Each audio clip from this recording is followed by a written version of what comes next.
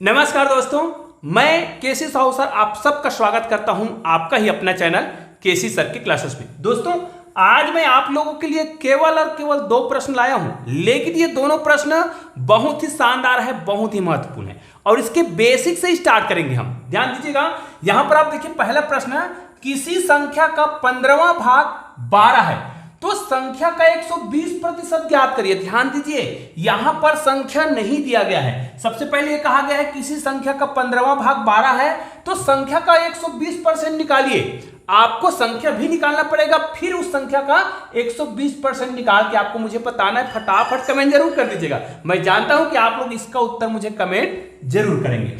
दूसरा प्रश्न देखिए, ये बहुत ही महत्वपूर्ण प्रश्न है। कैसे? ए, बी और सी तीन व्यक्ति है, मतलब ए, बी, सी तीन व्यक्ति है और तीनों व्यक्ति के वेतन को यदि जोड़ा जाए तो उन तीनों व्यक्ति के वेतन का जो योग है वो 72,000 है। ध्यान दीजिए, तीनों का अलग अलग वेतन नहीं है, तीनों के वेतन का जो योग है वो 72,000 है, जिनका 80%, 85% एवं 75% खर्च करता है। इसका मतलब यह है, ए जो है अपने वेतन का 80% को खर्च कर देता है, बी जो है अपने वेतन का 85% खर्च करता है और सी जो है अपने वेतन का 75% खर्च करता है। यदि बचत का अनुपात, अब खर्च करता है तो कुछ ना कुछ बचत भी तो करता होगा, तो बचत का अनुपात जो है 8:9:20 ठीक है, 20 है। मतलब ए जो है 8% बचाता है, बी जो है 9% बचाता है और सी जो है 20% बचत करता है।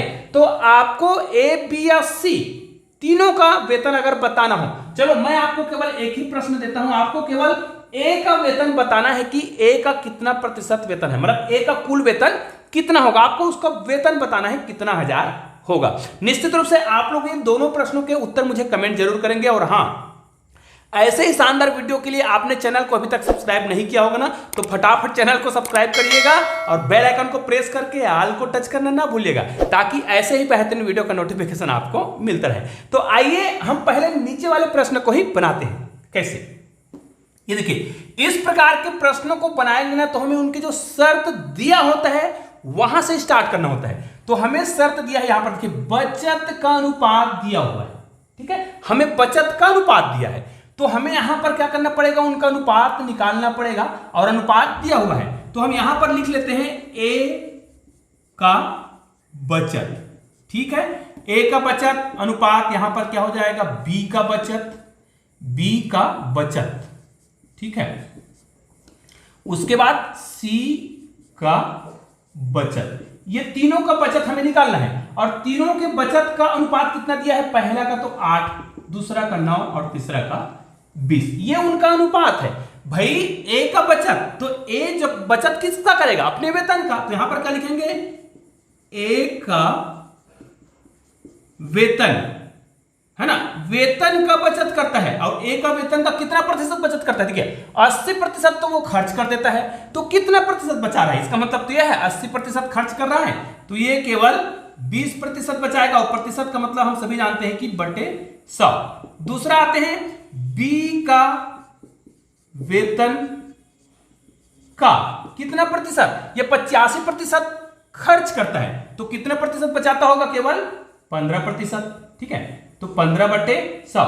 तीसरा सी का वेतन का बचत, और बचत मतलब यहां तो वेतन का कितना प्रतिशत तो बचाता है, ये देखो बचत लिखे हैं ना, तो सी का बचत कितना है, वो अपने अपने वेतन का बचत करेगा तो सी का वेतन का बचत, ओके सर। अब ये कितना प्रतिशत बचत करता है, ये 75% खर्च करता है तो बचत कितना प्रतिशत करेगा, ये जो है करेगा 25% और 25/100। इसका अनुपात अब देखिए, ये 8 है, ये 9 है और ये कितना है, 20 है। अब देखिए इसको हम सिंपल सा हल कर देते हैं, तो यहां पर ए का वेतन का, तो यहां पर हम लिख देते हैं ए का वेतन। अब इसको मैं सीधा लिख रहा हूं, ठीक है, यहां पर गुना कर देंगे, 0 0 कट जाएगा, इसको हम कटा देंगे तो कितना आ जाएगा, 1/5 अनुपात बी का वेतन निकालेंगे यहां पर, तो बी का वेतन यहां पर हम गुना कर देंगे क्योंकि का मतलब गणित में गुना होता है, तो यहां पर गुना कर दिए। यहां पर इसको हम हल करेंगे तो कितना होगा, देखिए 5 किया 15, इसको हल करेंगे 5 दूनी 10, कितना बच गया 0, यहां पर कितना आ रहा है 3/20। फिर यहां पर सी का, तो सी का वेतन ये हो जाएगा सी का वेतन। अब सी का वेतन कितना आ जाएगा, यहां पर का मतलब तो गुना लगाएंगे, उसके बाद 25 एकम 25, 25 चौक 100, मतलब 1/4 बराबर यहां पर कितना है 8:9:20।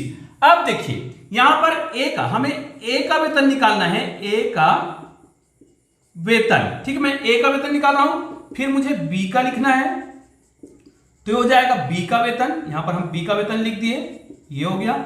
उसके बाद आपको लिखना है सी का वेतन, ठीक है, ये सी का वेतन हो गया।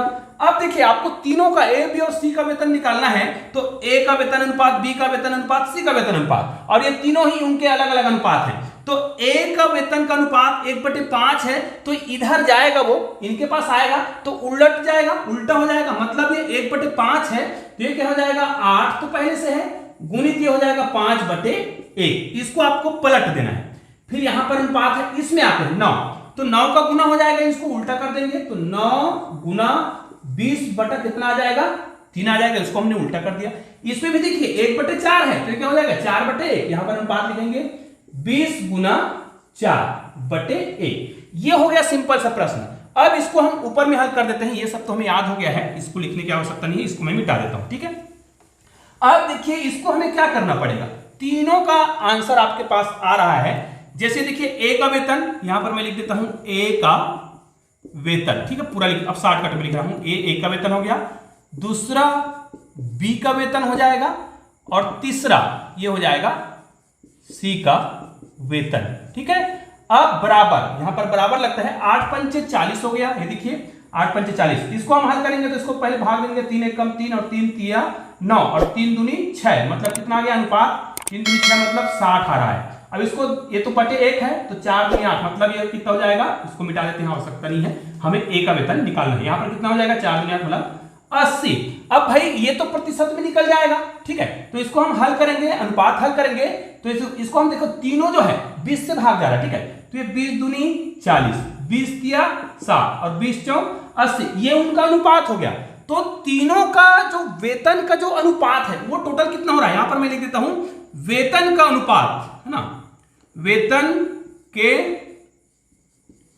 अनुपात का योग। याद रखिए ये जो हम निकाल रहे हैं वो वेतन के अनुपात का योग है, तो 2, 3 और 4 को जोड़ेंगे, 4, 3, 7 और 2, 9, ये जो है वेतन के अनुपात का योग है, तीनों के वेतन का अनुपात का योग है। अब भाई हमें यहां पर ए का वेतन निकालने के लिए कहा गया था, तो मुझे ए का वेतन निकालना है, तो ए का कितना अनुपात है, ए का केवल कितना है 2 अनुपात। उसी प्रकार आप ए बी और सी तीनों का वेतन निकाल सकते हैं, लेकिन यदि मुझे केवल ए का वेतन निकालना हो, ए का वेतन अगर निकालना हो, तो ए का वेतन निकालूंगा तो कुल वेतन कितना था, यहां पर देखिए 72,000, तो ये 72,000 गुणित ए का वेतन निकालना है, तो इसका ए का कितना अनुपात निकालना है 2, कितने का टोटल अनुपात का 2 भाग केवल ए का है, तो ये हो गया उसका आंसर। देखिए अब मुझे क्या करना है, 9 से कटा देंगे, 9 एकम 9, इसको भाग देंगे 9 अट्ठे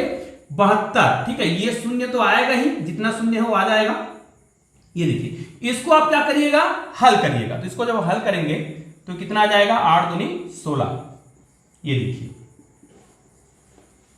इसका मतलब यह है कि ए का वेतन कितना है, इकाई, दहाई, सैकड़ा, हजार, 10,000, मतलब 16,000 रुपए ए का वेतन है, ठीक है। अब हमें यह भी तो पता करना है ना कि बी और सी का वेतन क्या है। वैसे हमने ए बस का पूछा था, तो ए का वेतन कितना आ गया 16,000 रुपए। क्या इसी विधि से आप बी और सी का वेतन बता सकते हैं? आप लोग मुझे कमेंट करके जरूर बता दीजिएगा कि बी और सी का वेतन कितना होगा, ठीक है। आइए अब हम यहां पर पहले प्रश्न का उत्तर देखते हैं जो बहुत ही महत्वपूर्ण है। तो पहले इसको तो हम मिटा देते हैं यहां पर, ठीक है। दोस्तों यदि आपने चैनल को अभी तक सब्सक्राइब नहीं किया है ना, तो प्लीज चैनल को सब्सक्राइब करके बेल आइकन को प्रेस जरूर कर दीजिएगा, ठीक है। तो आइए अब ये पहले प्रश्न जो है उसको देखते हैं। इसमें देखिए क्या लिखा है, किसी संख्या का 15वां भाग 12 है तो संख्या का 120% निकालना है। तो देखिए माना वह संख्या क्या है, माना वह संख्या x है, ठीक है। हमने वो संख्या का मान लिया x है। अब ये प्रश्न बहुत आसानी से हल हो जाएगा। क्यों? किसी संख्या का 15वां भाग, भाग का मतलब क्या होता है, इस प्रकार बटे, ठीक है, 15वां भाग, अर्थात x का 15वां भाग मतलब x का 1/15 भाग लिखा है। किसी संख्या को हमने क्या मान रखा है, x। तो किसी संख्या का 15वां का मतलब गुना होता है 15वां भाग बराबर कितना दिया है, 12। ये हो गया। तो किसी संख्या का मतलब आपको पता है गुणित होता है गणित में, है ना। तो 1/15 बराबर कितना आ गया, 12। अब इसको यदि आपको x का मान निकालना है तो इसको क्या करेंगे, उधर जाएगा, त्रिया गुना कर देंगे। तो ये 12 गुणित कितना हो गया, 15 हो गया। हाँ, इसका गुना करने का बड़ा सिंपल सा तरीका होता है, आप गुना कर सकते हैं। यहां पर देखिए 15 दूनी 30 कर देंगे। एक तो 15 दूनी 30 का शून्य हासिल कितना आ गया, 3। और 15 एकम 15, 15 3 कितना हो गया, 18। ये आपका आंसर हो गया है 180। ये किसका मान है, x का। लेकिन हमें x का मान नहीं निकालना है, संख्या का 120% कितना है। तो ठीक है ना भाई, हमको संख्या तो मिल गया है। संख्या कितना मिला है, हमें मिल गया है x का मान कितना मिल गया है, 180। अब भाई इसी 180 का 120% निकाल दीजिए। तो 180 का मतलब गुना 120% मतलब 100। ठीक है, ये शून्य शून्य कट गया, 2 बार। आपके पास केवल कितना बच गया, 18 गुणित 12। अब चाहे तो यहां पर भी एक तरीका अपना सकते हैं। कैसे, 18 का गुना कर दीजिए 10 से, क्योंकि 10 + 2 है ना। तो 18 गुणित 10 180 होगा, प्लस 18 का 2 बार और गुना करके जोड़ देंगे। मैं तरीका बता रहा हूं। तो 18 दूनी 36। ठीक है, तो 18 दूनी 36 मतलब यहां पर हम क्या करेंगे, 180 में 36 को जोड़ेंगे। चाहे तो आप डायरेक्ट गुना कर सकते थे, है ना। यहां पर कितना आएगा, 6 आएगा, 8 9 10 11। यहां पर कितना जाएगा, 1 आएगा, हासिल 1 चला गया, 216। तो ये देखिए इसका 216 मतलब उस संख्या का, वो संख्या जो हमको पता नहीं था उसका, वो संख्या कितना निकाले हमने, 180। और 180 का कितना परसेंट, कितना 120% कितना आएगा, 216, जो कि हमने यहां पर लिखा था। तो दोनों ही प्रश्नों के उत्तर हमने बहुत ही आसानी से निकाल लिया। तो दोस्तों निश्चित रूप से आपने चैनल को अभी तक सब्सक्राइब नहीं किया होगा ना, तो नीचे मेरे चैनल का लोगो दिखाई दे रहा है, उसको क्लिक करके चैनल को सब्सक्राइब कर दीजिए। बगल में 2 शानदार वीडियो दिखाई दे रहे हैं, उसको जरूर देखिएगा, बहुत ही शानदार वीडियो है। तो दोस्तों मिलते हैं ऐसे ही बेहतरीन वीडियो के साथ, तब तक के लिए जय हिंद जय भारत।